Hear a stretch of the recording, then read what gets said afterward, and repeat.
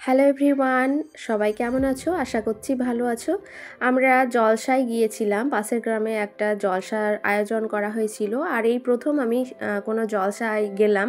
আর সেখানে গিয়ে রীতিমতো দেখলাম একটা মেলার মতো পরিবেশ, কারণ সবই ছিল বাচ্চাদের খেলনাপত্র, যা মানে বাচ্চারা রীতিমতো যেটাতে খুশি হবে সেই সব জিনিসগুলো ছিল।